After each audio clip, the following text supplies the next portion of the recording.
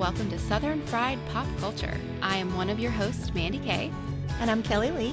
Each week we're going to talk about our experiences of Southern culture through the lens of stories that are set in the South, feature Southern characters, or are Southern flavored in some way. And we're going to do it while we drink Southern drinks.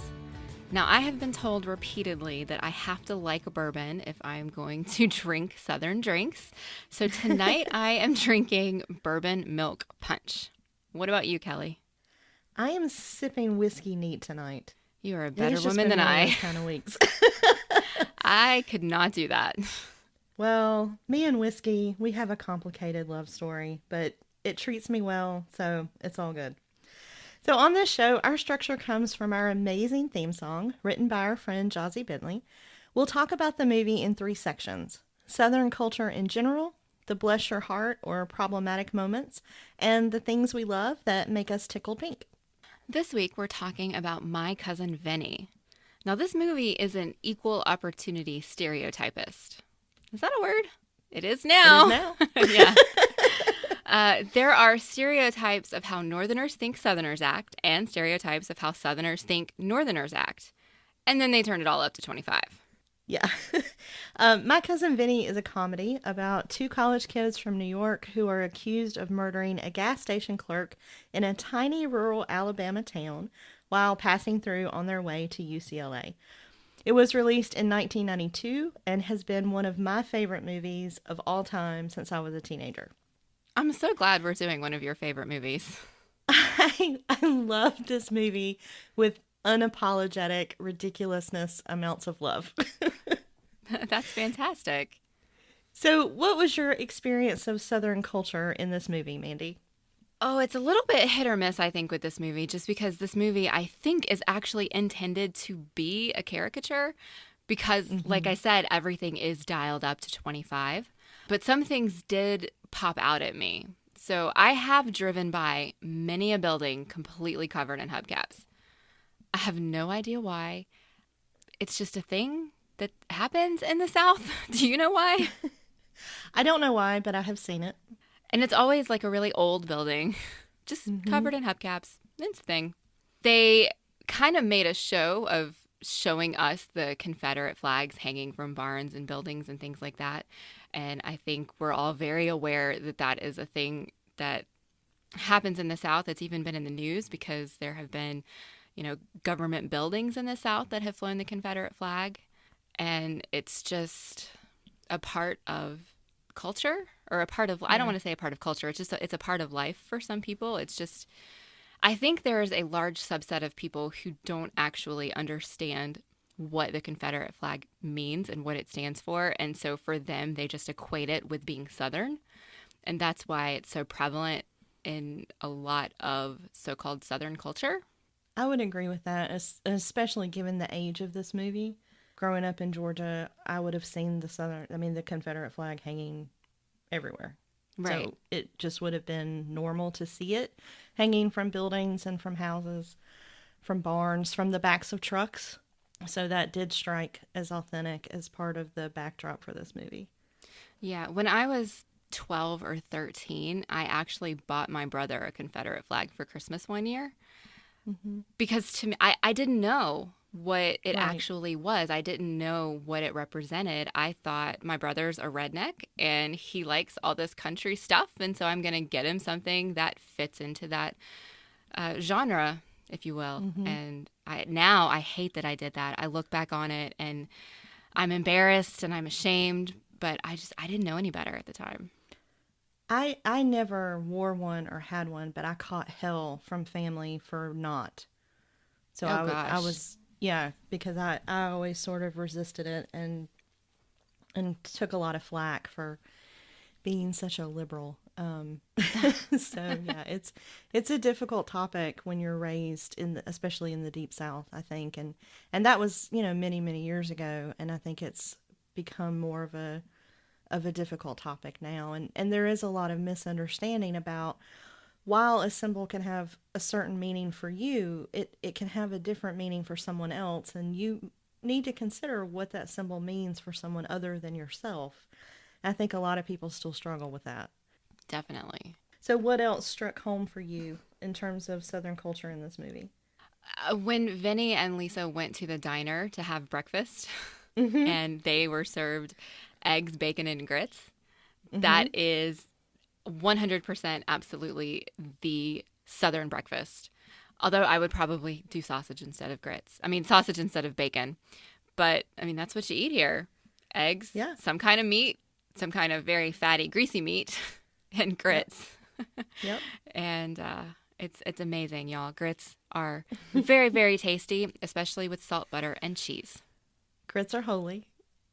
Yes. That's all there is to it. Grits are holy. I will support that. On a good day, you might get biscuits and gravy to go with that. Yes, yes. Now, I think, gosh, there's a restaurant here. So the North Carolina State Farmers Market is in Raleigh, where I work, and they have a restaurant there.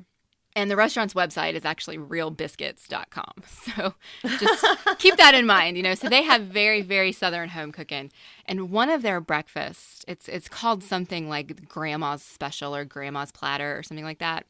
It's 2 eggs, your choice of bacon or sausage, country ham, biscuits and gravy, grits, and toast, maybe hash browns. All of this stuff comes in one meal at one time. I have ordered it once in my life and definitely did not finish it. I will say that. Wow. But it was delicious. I know, ultimate comfort meal for me is a bowl of grits with scrambled eggs mixed into the grits. Yes, my breakfast. So when I go to my grandma's house, she always makes grits, sausage, and scrambled eggs. And my brother and I, and even my dad does it now too. It's really strange. We sit down, we put our cheese on the grits, and then we proceed to cut up the sausage, and then we stir everything together and eat it all as one meal. Instead of 3 separate items, it becomes one food item. I'll add cheese. I'm okay. I can take it or leave it. But I also catch hell from everybody because I don't eat sausage or bacon. Oh. So it's just grits. Yeah, it's just grits and eggs for me. Well, that's okay. Yeah. I mean, that does take away a little bit of your Southern credibility, but... I know, it does. Well, and then when you add the fact that I don't watch football at all, my credibility goes way, way down. Oh, well, I don't watch football either, so... I do watch football movies, though, if that counts. Yeah. And the last thing that really stuck out to me in this movie as being authentic to Southern culture was the whole hunting and having the animals you've hunted be taxidermied so that you could hang them on your wall. Mm-hmm. That is definitely a thing. And as a matter of fact, one of the places I lived growing up was a building that my grandparents owned. It was a 2-story building. My family's house, quote unquote house, was on the 2nd floor of this building. And the 1st floor was a taxidermy shop. Mm-hmm. And so just taxidermy was a thing that I was just always aware of, that I knew about. I mean, I don't know that many people have actually lived that close to it. I never watched him do it, I will say that. But I have seen a lot of taxidermied animals. And yeah, I think that may extend maybe outside of the South now, but I could be wrong. I don't know. It always kind of went together as a compound verb. So it was hunting and fishing. Right. What you doing? We're going to go hunting and fishing. It just kind of all goes together. And I've never been one for either of those things either. But yeah, so definitely hunting and fishing. That's a huge part of Southern tradition and Southern culture. And a lot of that part of the movie just cracks me up every time I watch it. So yeah, I love the idea of Vinny going hunting. Oh, I know. And he says, "What am I going to wear?" And she says, "What are you going to hunt?" It just cracks me up. Yeah. All right. So what about you, Kelly? What were the things in this movie that really rang true to you? So it's funny. Although this movie is set in Alabama, it was actually filmed in Georgia, around a lot of the places where I grew up and worked. So some of the settings and actually the place where the bar fight was filmed, and a lot of those places I would drive out all the time. So in Monticello and Covington and Eatonton and Gainesville. So most of the movie was actually shot in Georgia. which I thought was really funny that they tried to make it pretend like it was Alabama. And I don't know, like, why not just set it in Georgia? But tiny diners with menus that just say breakfast, lunch, and dinner is a real thing in tiny, tiny towns in rural areas like that. And so that always makes me smile when I see it. I don't think I've ever seen that before. I have. And it's always cracks me up, and it's, you know, cook's choice, and that's just how it rolled, and it's funny. Yeah.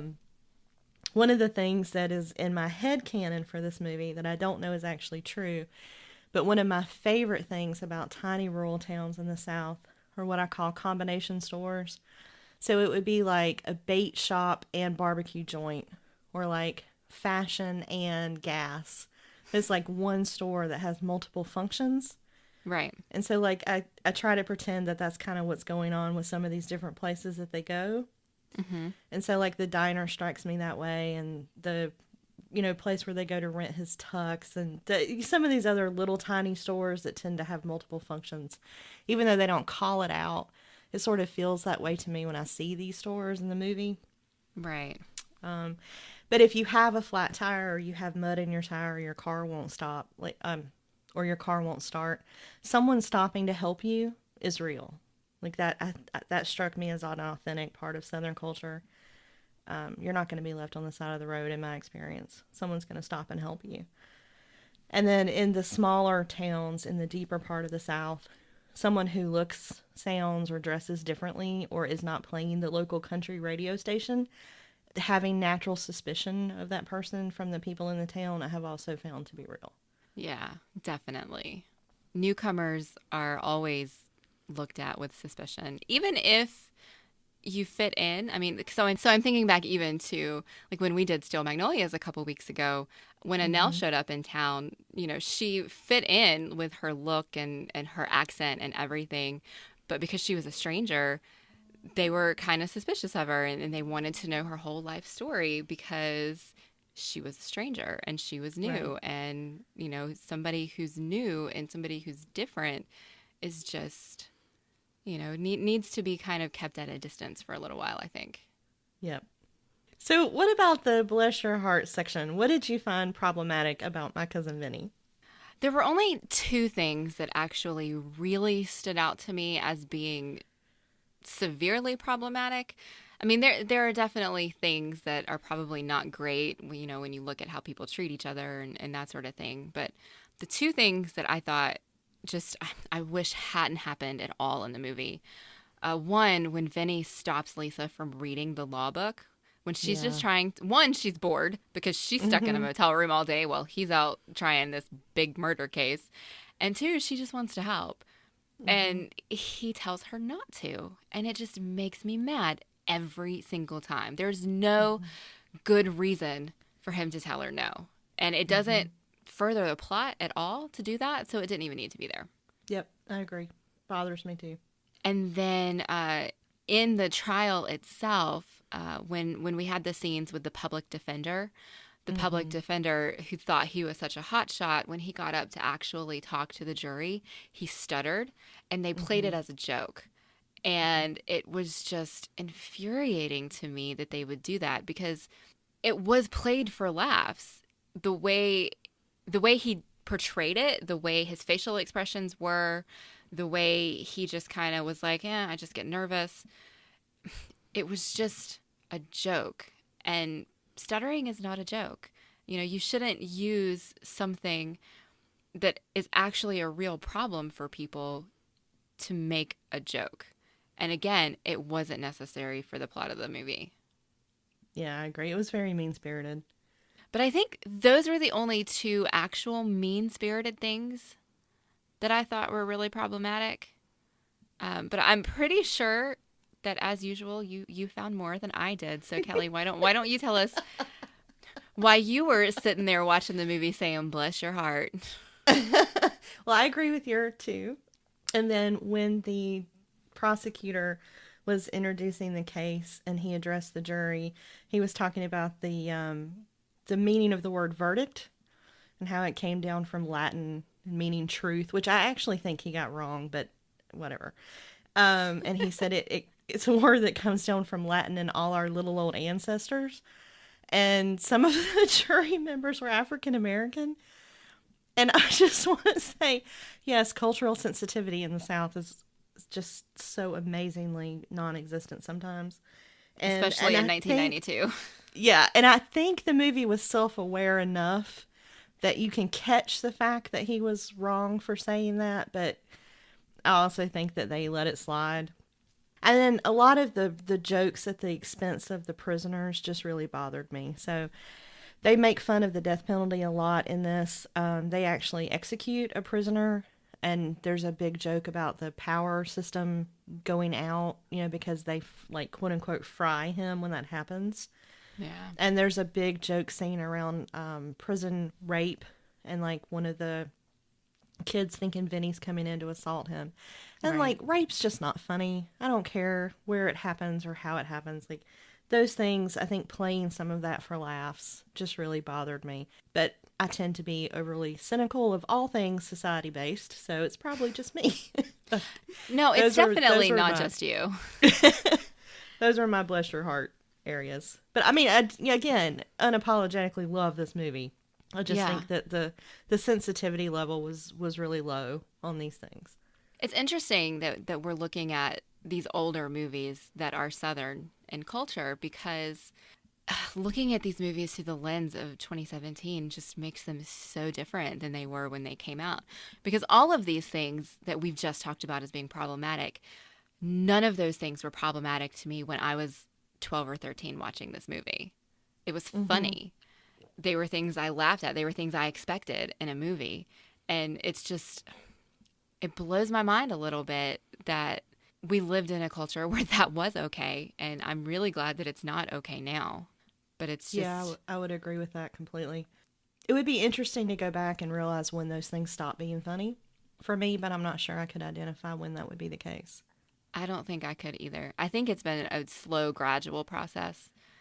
It's not just one day it was funny and then the next day it wasn't funny. I think it's been a progression of, the most problematic things stopped being funny, but there were still other things that may have been derivatives that were still, worth laughing at. And then as time went on, I finally realized that all of those things are probably not good. Just takes a my while. bless your heart list probably is not as long as it should be, because I'm so biased in my love for this movie. Like, I probably should go back and make a longer list. I could have probably torn this movie apart more. I'm heavily biased. Well, and that's okay. That's okay. Because I love it. It is a really good movie.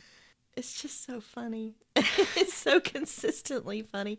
I mean, I kid you not when I say I have probably seen this movie 100 times. Wow.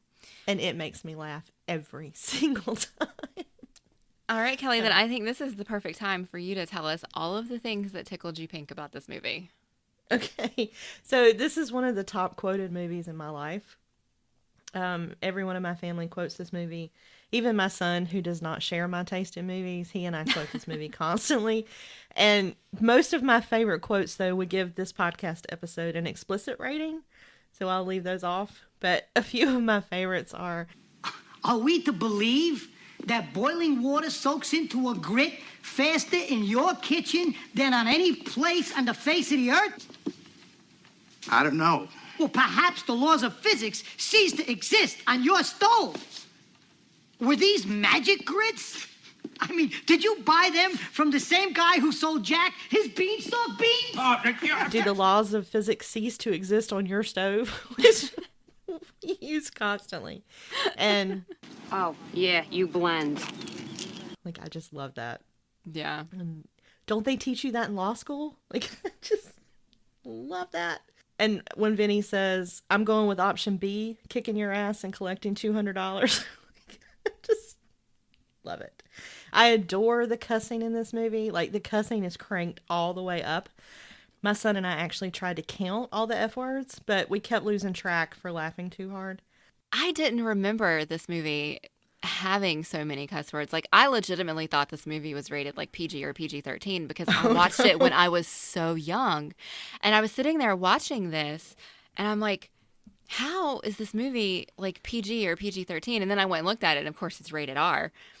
But I was shocked because I don't know that I should have been watching rated R movies at that age, but clearly I was. Yeah. I did not remember that as being a thing. And I wonder, though, if that's a little bit of that stereotype kicked up to 25 that Southerners have of Northerners, because all of the F words came from the New Yorkers. That's true. That's a good point, actually. Except that, yeah, as a Southern woman that constantly uses the F word, maybe I just have a great appreciation for it in this movie. I don't know. But yeah, I think you and I are maybe outliers in the language that we use. Oh, definitely. As proper Southern women. Yes, none of my Southern girlfriends, none of my cousins ever cuss like I do. I am definitely an F-word outlier. But for all of the humor and cussing and great quotes aside, I really love this movie. There's this very quiet moment of Vinny sharing his experience of being encouraged to go to law school by someone who believed in him. Well, I got a bullshit traffic ticket. I went to court. I got the cop on the stand, and I argued with him until he admitted he was wrong. And the judge, this Judge Malloy, all the while he's laughing and smiling. And then afterwards, he asked me to go to lunch with him. Then he says to me, you know what? You'd be a good litigator. I don't know what the hell he was talking about. I know what a litigator is. I never thought of becoming a lawyer. But this Judge Malloy was from Brooklyn, too. I mean, he did it. So all of a sudden, it seemed possible. So I went to law school. And that experience made this career as a lawyer seem possible for Vinny. Like, it opened up a whole new world of things that he had not considered for himself. Mm-hmm. And then he discovers his strengths as a lawyer through this trial. And so in that way, it's a movie about learning, you know, for me, fully laced with like deep Southern fried humor and cussing. And so, of course, I love it. But it really gets to the heart of that transformation for him. And I think it's really well done. Yeah. Of course, this movie speaks to you because you are so all about the lifelong learning and continuing to learn as an adult. And this was something that Vinny started as an adult. And that's something that most people don't do. You know, you don't start law school when you're in your 30s. Right. Usually you're done with law school by then. And so I can absolutely see why this movie speaks to your soul. Yeah. And I mean, he went as a non-traditional student. He went to law school at night. You know, he had to take the bar 6 times. But there's kind of this undefeatable spirit in him. Like, I want to learn this thing. I'm going to do this. And he did that really in this spirit of, I know that I'm capable of this. I know I can learn this. I know I can solve this puzzle. I know I'm smart enough to do this. And I really admire the way that they represented that spirit in this movie. Yes. So, what about you? What tickled you pink? What did you love? Oh, Vinny's reaction to the grits. You know, when he's talking about how he's heard of grits, but then he goes, Sure, I heard of grits. I just actually never seen a grit before. Yeah, honey, you gonna try it? You first. What is a grit, anyways? It's made out of corn. Them hominy grits. Hominy. and just using the singular egret just cracks me up so much because it's not egret, it's grits.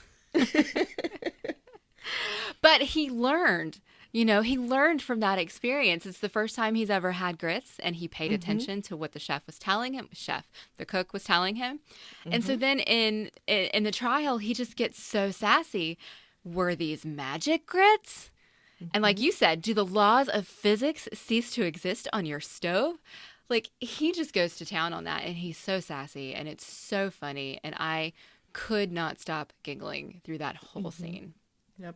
Another one of my favorite things is that typically in a movie like this, particularly when it's in the South, you've got a sheriff of a small town who's trying to bring forth evidence on a case, a murder case, whatever kind of case it is, and he gets dogged about believing that he is absolutely right, that the defendants are absolutely wrong, they must have done it, and he will do whatever it takes to prove it, whether it's right or it's wrong, or whether it's true or not.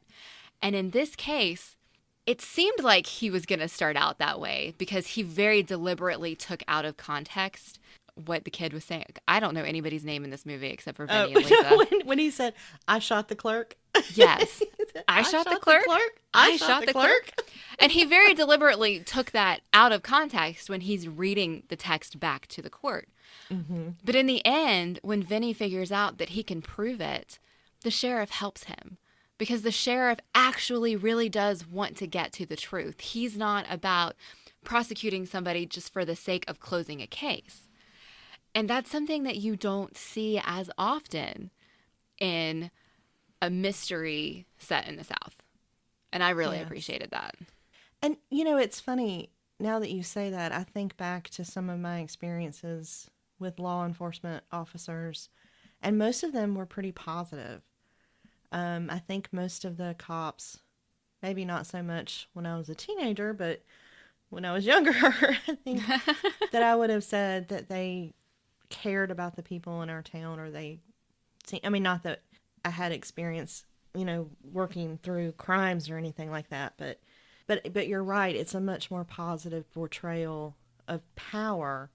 You know, like even the prosecutor realizes it's done, and he congratulates Vinny at the end, and it's like, okay, well, we got the right bad guys now, so let's all move on. And that is good. It's a positive reaction to the truth. Okay, I have one more, and it's a thing that I shouldn't love, but I do. I can't help it. It makes me laugh every time. So when he figures out what actually happened, which I think is great because, you know, at first I was wondering, how did looking at a photograph make Vinny figure it out? But that's because Vinny is just as smart as Lisa is. He knows cars too because he worked in a mechanic shop. Mm-hmm. But he knows that he can't testify, so he needs somebody who would have that same level of knowledge to take the stand. And he knows the only person in town who can do that is his fiance. And they're fighting because he's been mean to her throughout this whole movie because he's stressed out. And he forces her into the courtroom. Like, he literally picks her up while she is kicking and screaming because she doesn't want to go. And I'm sorry, it's just funny and I love it. Like, I understand why it's problematic, and I fully understand that I should not, but it makes me laugh. And it leads to just some wonderful, wonderful stuff. Because when she's on the stand, it's just beautiful. And I love it. Yeah. Now, Ms. Vito, being an expert on general automotive knowledge, can you tell me what would the correct ignition timing be on a 1955 Bel Air Chevrolet with a 327 cubic inch engine and a 4-barrel carburetor? It's a bullshit question. Does that mean that you can't answer it? It's a bullshit question. It's impossible to answer. Impossible because you don't know the answer. Nobody could answer that question. Your Honor, I move to disqualify Ms. Vito as an expert witness. Can you answer the question? No, it is a trick question. Why is it a trick question? Watch this. Because Chevy didn't make a 327 in 55. The 327 didn't come out till 62. And it wasn't offered in the Bel Air with a 4-barrel carb till 64. However, in 1964, the correct ignition timing would be 4 degrees before top dead center. She's fantastic on the stand. And I have headcanon about how she makes him pay for that later. Oh, absolutely. Oh, absolutely. More than makes up for him dragging her into that courtroom. Yes. Yeah. Well, one of the ways that she's going to make it up to him is, you know, make him pay for a big wedding. Since they weren't allowed to get married until he won his first case. So what, do you have other thoughts on this? Anything else on your mind about My Cousin Vinny? I will say that this is apparently I have not watched this movie in my adult years, which I don't really understand because it's so funny and it's so wonderful. But that scene between Vinny and Lisa over the broken faucet that starts as a fight and very quickly turns into foreplay. Mm-hmm. It's an industry term. I can tell you Watching it this time was, I believe, the very first time that I understood that was foreplay. I know I didn't when I was a kid. Oh, sweet Mandi. Like, they were just fighting when I was younger. It didn't make any sense. Whatever. And this time I'm watching it and I'm like, wow, this is getting kind of steamy. Yeah. No, I would say that scene is hot because wordplay is sexy as hell. And those two are intellectually and verbally well matched. You know, and that's one of the things that makes it so much fun. And it really adds credibility to them as a couple for me. Yeah. Because they are so well matched to each other in that way. And it's just fun. Especially when she rips out that page and says, "Here's your certificate of validation." Like, I mean, come on. It's hilarious. Right. Yeah, absolutely. The other thing that I thought was interesting in this movie was they kind of subverted expectation a little bit. Generally speaking, in a movie like this, it would be the Northerner who didn't understand the Southerner's slow twang. Mm-hmm. But in this movie, it was the Southerner who didn't understand Vinny. Is it possible two Utes? Two what? What was that word? What word? Two what? What? Did you say Utes? Yeah, two Utes. What is a Ute? Oh, excuse me, Your Honor. Two youths. And I just thought that was nice because it is normally the Southern accent that is mocked and belittled. And they didn't do that in this movie. It's a nice change. It is a nice change. What about you, Kelly? Anything else that you wanted to talk about? I love that this movie kind of exists in a time bubble because all of Vinny's lies and maneuvering with the judge would be undone today with like a 5-second Google search.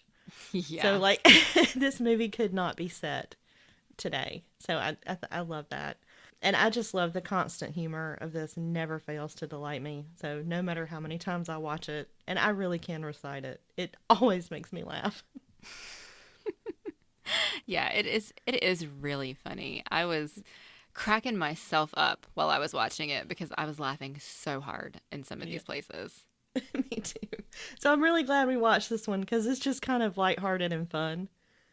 It is. I wasn't really sure that we were going to find things to talk about because it is so lighthearted and it's not intended to be a view into Southern culture. And that's kind of what we're doing is we are looking through that lens. And so I wasn't sure how it was going to work, but it was a nice way to see things a little bit differently than I've seen in previous viewings. I think so too. So what are we watching next, Mandi? Our next movie is going to be Where the Heart Is. Oh, y'all. I love this movie. It's wonderful. It also rips my heart into teeny tiny pieces. So that will not be a super easy, light conversation. I have only seen this movie twice, I think. I am 95% sure it was my very first Natalie Portman movie. And I did actually read the book first, which is surprising to me. Me too. I read the book first too. It is a wonderful book and it is a wonderful movie. And I am really looking forward to talking about it with you. Me too. I can't wait. I still have scars from the book and the movie, but yes. I love them both. So I'm looking forward to it. All right. Well, we want to hear from you. If you want to join the conversation on Twitter, use the hashtag SFPop. Tell us about your experiences growing up in the South or how you felt watching this movie. You can find me on Twitter at Mandi Kaye, or you can email us at podcast@eloquentgushing.com. And you can find me on Twitter at Dr. Kelly Jones, at southernfriedscholar.com, on the Southern Fried Scholar podcast, or on the Big Strong Yes podcast with Lonnie Diane Rich. And Southern Fried Pop Culture is funded by supporters like you through our Patreon page. For exclusive content and more, please visit us at patreon.com/eloquentgushing. And thanks to Jazzy Bentley for our amazing show music. Thanks, y'all. You want to hear just what I think, but I don't walk around tickle pink. I've got a lot to say about today's modern art. There's stories and there's counterpoints, and I have got my unique voice. I'm a professor who says, bless your little heart.